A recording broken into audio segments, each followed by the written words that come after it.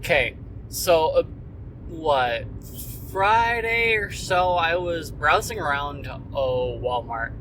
I wanted to go and check out a couple things since I was kind of like in an area where it was easier to check things out in a different area than when I'm where I'm normally at and wandering around.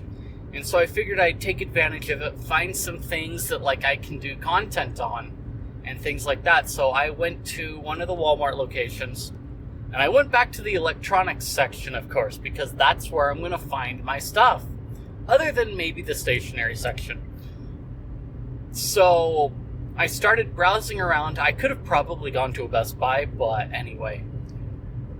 And I hit up the smart home security section. And I hadn't quite realized this, but they now have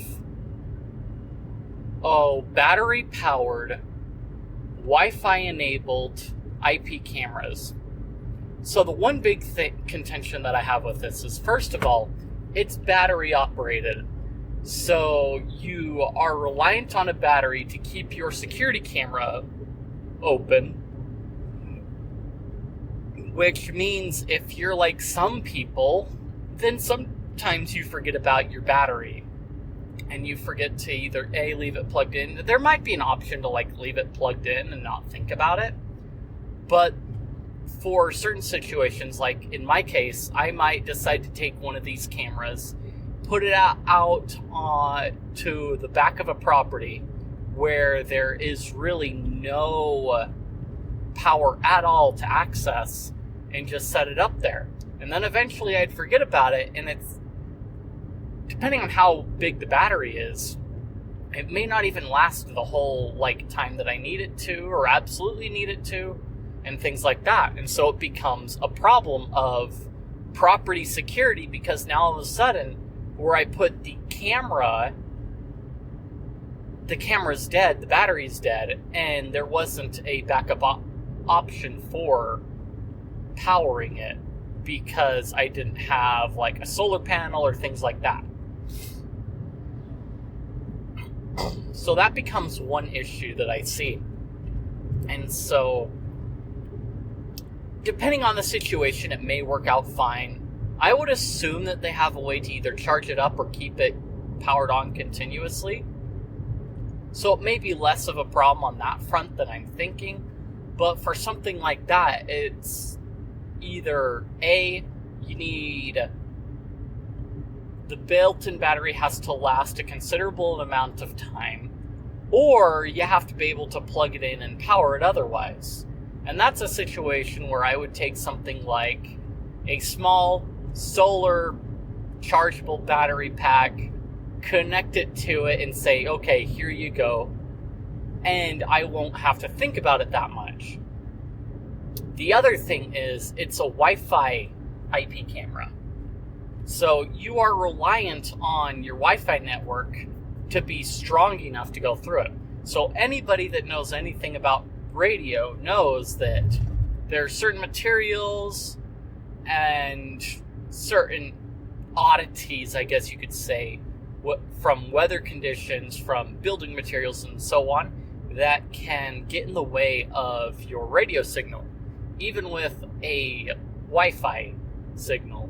So certain materials may make it harder for that 2.4 gigahertz signal to get to the intended spot it needs to get between the two devices that are communicating. Even 5 gigahertz can have problems. And 5 gigahertz has a much shorter range than 2.4 gigahertz. And so you run into this issue of your Wi-Fi signal sometimes being, how should I say, inconsistent based on certain conditions.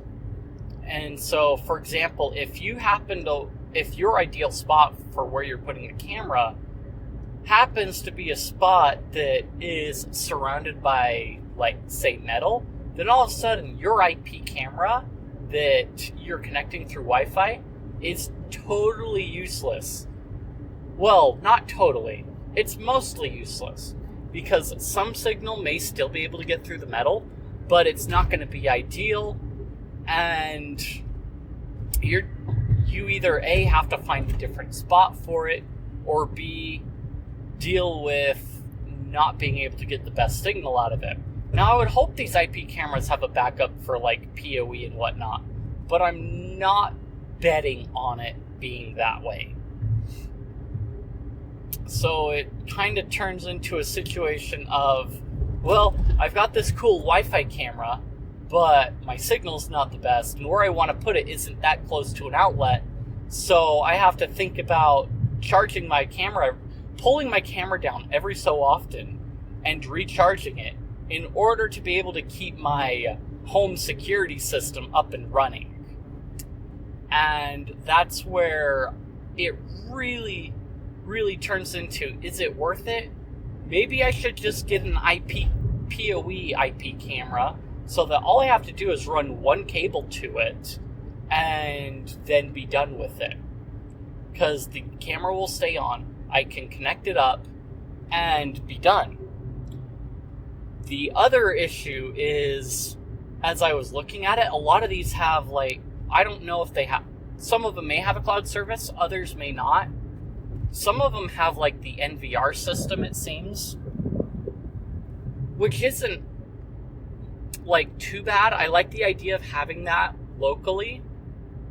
The only thing I wonder is how, if they hook it up to a cloud service. So kind of there. Google, of course, has their own, and Roku even has some apparently. And so you can sync up your Google security cameras with your Nest and sync it to Google. And that's where it really bothers me, is the fact that you're giving Google a view into your home carte blanche. And as we know, these big companies like Google aren't always all that secure. So all of a sudden, if an attacker breaches Google's databases of camera systems, then they've got a whole host of floor plans and the ability to see what's going on inside of the privacy of someone's home, including that one weird young couple that's out having sex on the couch because the kids aren't around. And that just doesn't, So there were a couple things that really sparked my mind, why? Why do I need it Wi-Fi enabled? And second of all, how do I connect this Wi-Fi enabled IP camera to my Wi-Fi? Because there are a lot of things out there that by default will connect, or how should I say, will broadcast a Wi-Fi network, and then you can either A, have the option of connecting it to your Wi-Fi, or B, connecting to your device's Wi-Fi in order to use it. So many printers will broadcast a Wi-Fi network to allow you to connect to it and use the printer, unless you want to connect it to your own Wi-Fi, which I don't know why a printer needs to broadcast Wi-Fi, but apparently it does. Some TVs do the same thing, which is just ridiculous, among other things. So do these cameras do the same deal so you can connect to it? I would want to be able to, in essence, connect my IP camera over USB to control what network it's going to connect to before I actually set it up. But yeah, unless the camera has some weird display, which a lot of these don't seem to have a weird display on it, so you're kind of left with, well, the IP camera just kind of does its own thing, and I hope for the best. So it's kind of a weird situation to be in, to see these Wi-Fi enabled IP cameras and wonder, do they really, is this really going to work? A lot of people are apparently more worried about their home security, but the Wi-Fi IP cameras, I don't think, is the way to go about it. And many of these IoT devices especially are built to do a thing and get a product out on a shelf and be done with it. And a lot of times the security of the item is not thought about, which is why certain Wi-Fi routers have a separate network completely that you can enable for IoT devices. So like the Asus Predator Wi-Fi router you've got your main Wi-Fi network that you can set up. Then you've got your guest network that you can enable for when you've got your family that comes over and you don't want them getting into your main Wi-Fi or handing them your password. You can enable the guest network. And then on top of that is the IoT network for those insecure devices. Because when you segment these out, it prevents an attacker from taking advantage of an IoT device and just carte blanche mapping out your whole network with all your computers and everything on it to figure out what's what and what they can get their grubby little hands on. So that's why they do that, which makes complete sense. And this is kind of standard business sense too. You segment things out so that either A, you can have higher speeds for your voice over IP, you can keep your IoT away from your main network, and you segment the departments into each of their own networks so they can't access files they're not supposed to. But yeah, so that's like a whole bunch on just IP cameras. Why do they make Wi-Fi IP cameras? I don't know.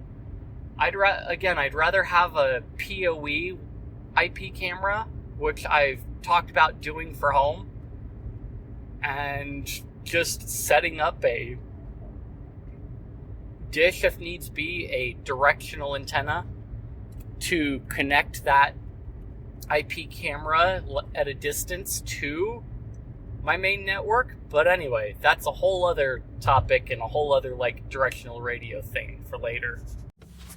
I should add, don't forget to like, comment, do those things that make the algorithm happy, subscribe, and give people a reason to use certain illicit software that YouTube doesn't like.